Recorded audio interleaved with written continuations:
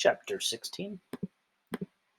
The blade glanced off his body armor and sliced his left upper arm. As Coriolanus leaped backwards, he swung at Bob, but he only encountered air. He landed in a pile of debris, old boards and plaster, as his hand searched for some kind of defense. Bobbin sprang at him again, aiming the knife at his face. Coriolanus's fingers closed around a 2x4, and he brought it up, catching Bobbin in the face. Coriolanus's fingers closed around a 2x4, and he brought it up, catching Bobbin in the temple hard, sending him to his knees. And then he was on his feet, using the board like a club, bringing it down again and again without being sure where it made contact. "We have to go," Sejanus shouted.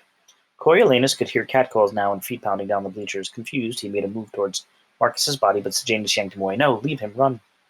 Needing no persuasion, Coriolanus sprinted for the barricade. Pain shot from his elbow to his shoulder, but he ignored it, pumping his arms as hard as he could, the way Professor Sickle had taught them. When he reached the barricade, barbed wire bit into his shirt, and as he turned to pull it free, he saw them. The two tributes from District 4, Coral and Mizzen and Tanner, the slaughterhouse kid, making straight for him, armed to the teeth. Mizzen drew his arm back to throw a trident. The fabric on Coriolanus' sleeve ripped wide as he yanked it from the barbed wire and dove out of the line of fire, with Sejanus right behind him. Only a few weak rays of moonlight penetrated the layers of the barricade, and Coriolanus found himself crashing into wood and fencing like a wild bird in a cage, surely alerting any tribute who had somehow missed his presence. He ran face first into a concrete slab, and Sejanus plowed into him from behind, smacking his forehead into unrelenting surface a second time. When he pushed back, it was as if the concussion had never left. His head throbbed and a cloud of confusion descended. The tributes started up a whooping sound, rattling their weapons against the barricade as they tracked the mentors through the labyrinth. Which direction to go? The tributes seemed to be all around them. Sejanus grabbed his arm and began to pull him, and he stumbled blindly along behind, wounded and terrified. Was this it, then? Was this how he died? The fury of injustice of it all, the mockery it made of his existence, sent a surge of energy through him, and he crashed past Sejanus, finding himself on his hands and knees in a cloud of soft red light. The passageway. Up ahead, he could make out the turnstiles where the peacekeepers were clustered at the temporary bars. He ran for his life. The passageway wasn't long, but it seemed interminable.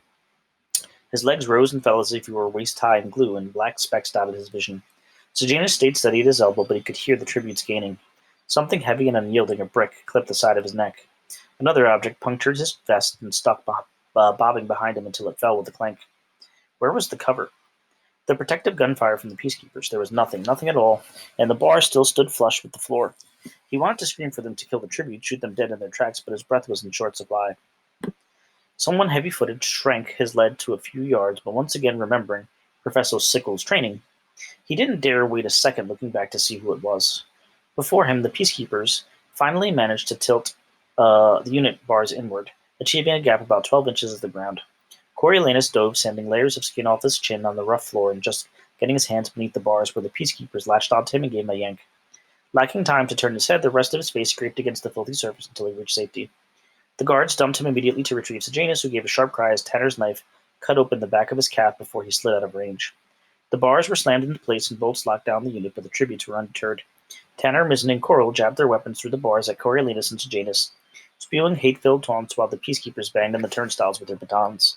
Not a shot was fired, not even a shot of pepper spray. Coriolanus realized that they must have been given orders to leave the tributes untouched. As the peacekeepers helped him to his feet, he spat out in rage. "Thanks for having our backs." "Just following orders. Don't blame us if Gaul thinks you're expendable, boy," said the old peacekeeper who promised him cover. Someone tried to steady him, but he shoved him off. I can walk, thanks to you." Then he listed sideways, almost hitting the floor before they hoisted him up again, and made their way back through the lobby.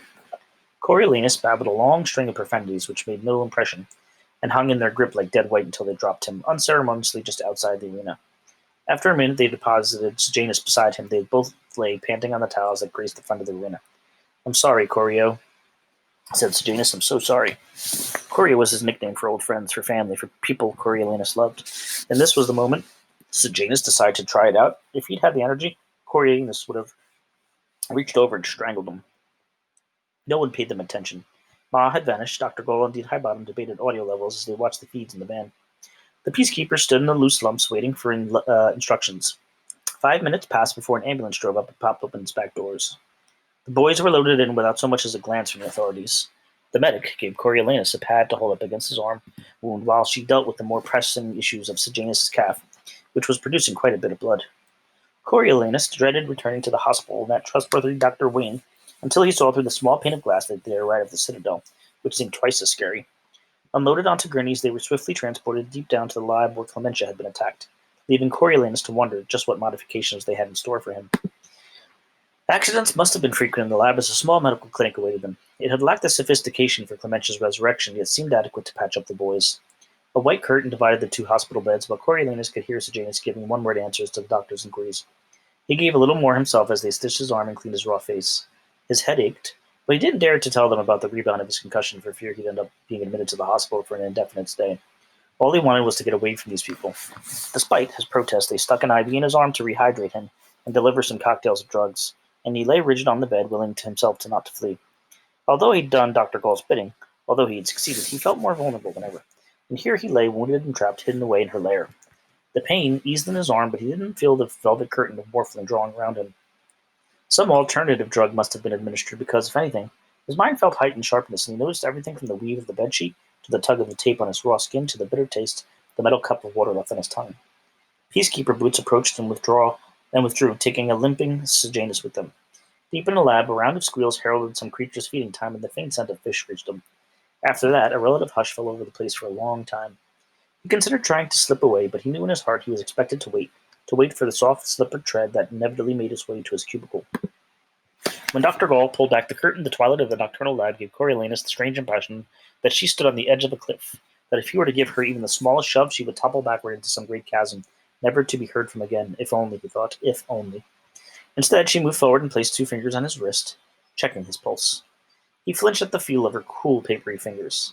"I started out as a medical doctor, you know," she said. "Obstetrics." How awful, Coriolanus thought, to have you be the first person in the world a baby sees. "It wasn't really for me," said Dr. Gall. "Parents want insurances you can't give about the futures their children face. How could I possibly know what they'd encounter, like you tonight? Who would have imagined Crassus Snow's darling baby boy fighting for his life in the capital arena? Not him, for one." Coriolanus didn't know how to respond. He could barely remember his father, let alone divine his imaginings. "What was it like in the arena?" asked Dr. Gall. "Terrifying," said Coriolanus flatly. "It's designed to be." She checked his pupils, shining a light into his eyes. "What about the tributes?" The light hurt his head.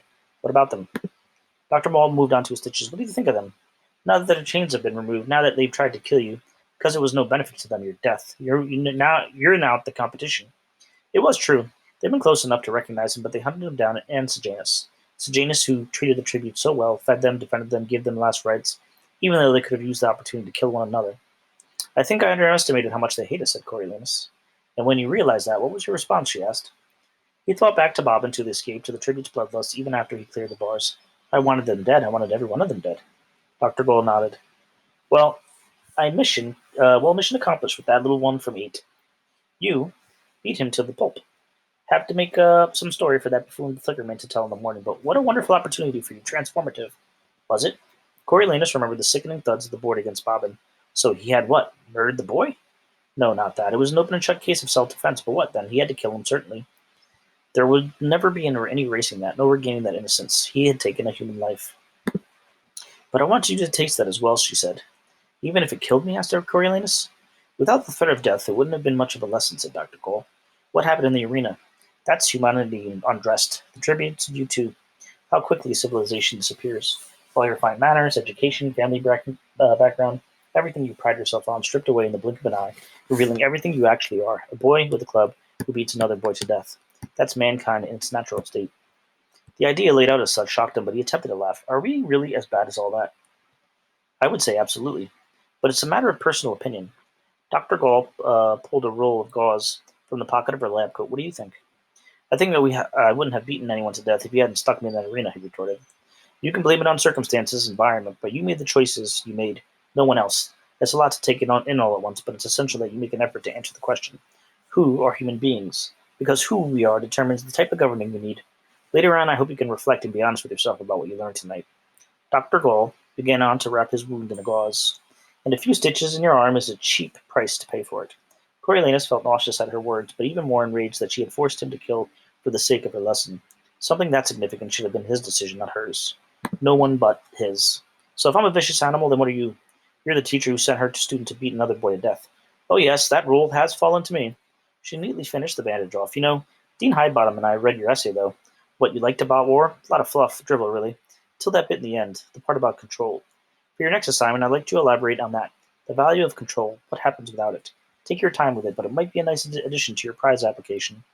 Coriolanus knew what happened without control. He'd seen it recently in the zoo when Arachnid died. In the arena, when the bombs went off, and then again tonight. Chaos happens. What else is there to say?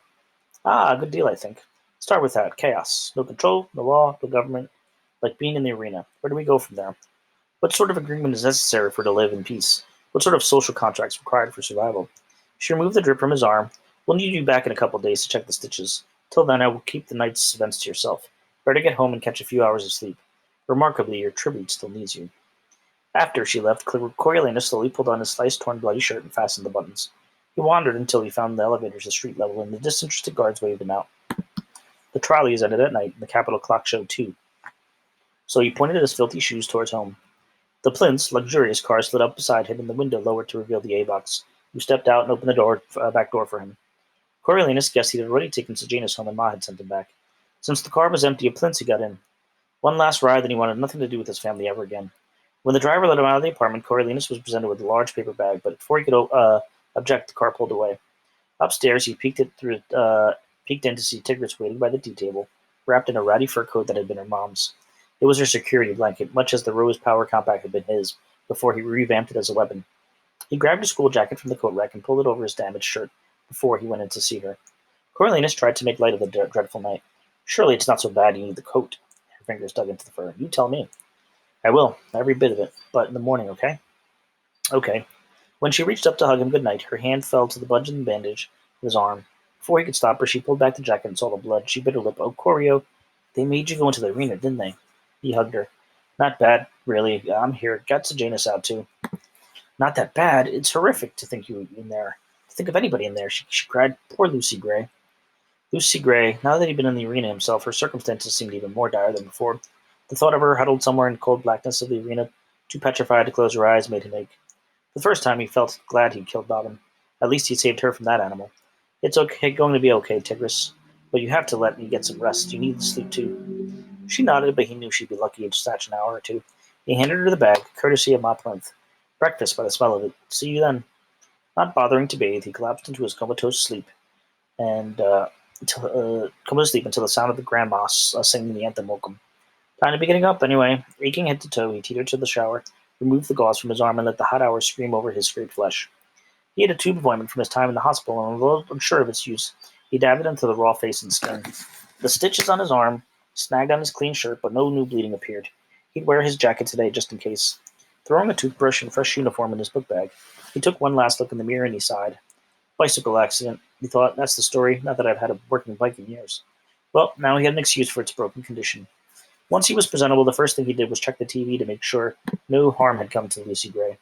But the camera hadn't shifted, and the only tribute visible in the early morning was the Mina on her beam.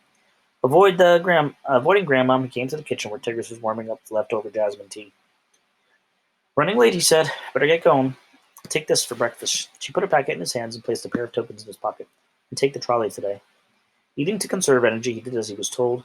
Riding the trolley, eating 2 loaded egg and sausage rolls Mrs. Plinth had sent over. His only regret about ditching the Plinths would be the loss of her cooking. The main student body had been told to report at 7:45, so the early birds consisted of the mentors, a few A-boxes tidying the hall. Coriolanus couldn't help throwing a guilty look at Juno Phipps, who sat discussing her strategy with Demetia when she could have slept in. He didn't much like her. She was always throwing her family lineage in his face, as if his wasn't as good. But last night hadn't been fair to her either. He wondered how they would reveal Bobbin's death and how he would feel when they did. Besides, queasy. The only thing being served at Heavensby Hall was tea, which brought grumblings from Festus. If we have to be here early, you'd think they could at least feed us. What happened to your face? Bike accident, Coriolanus said, loud enough for everybody here. He tossed the bag with the last roll to Festus, happy to be able to offer food for a change. He owed the Creeds more meals than he could have cared to remember. Thanks, looks great, said Festus, taking it immediately. Leicester recommended a cream to prevent infection, and they went ahead and took their seats as their schoolmates began to arrive. Although the sun had been up for a few hours, nothing much appeared changed on the screen except the disappearance of Marcus's body. Guess they removed it, said Pup. But Coriolanus thought it might still be by the barricade where he and Sejanus abandoned it last night just at a range of a shot. At the stroke of 8, they all rose for the anthem, which his classmates finally seemed to be getting a handle on. And then Lucky Flickerman appeared, welcoming them to day 2 of the Hunger Games. While you were sleeping, something pretty important happened. Let's take a look, shall we? They cut back to a wide shot of the arena, then slowly panned the camera around the barricade, zooming in. As Coriolanus suspected, Marcus's body lay where he and Sejanus had dropped it. A few feet away, Bobbin's battered form slumped against a chunk of concrete. It looked much, much worse than he imagined. Bloody limbs, the dislodged eye, the face so swollen was unrecognizable. Had he really done that to another boy? And such a young boy, too? For in death, Bobbin looked tinier than ever. Lost in the dark web of terror, it seemed he had. Perspiration beaded on Coriolanus's forehead, and he wanted to leave the hole, the building, the entire event behind, but of course that wasn't an option. Who was he, Sejanus? After a good long look at the bodies, the show cut back to Lucky as he pondered who might have done the deed. Then his mood changed abruptly. One thing we do know is that we've got something to celebrate. Confetti fell from the ceiling, and Lucky blew madly away on his plastic horn. Because we've just hit the halfway mark. That's right, 12 tributes down and only 12 to go. A string of brightly colored handkerchiefs shot out of his hand. He swung it around his head, dancing and cheering, woo-hee, when he finally wound down.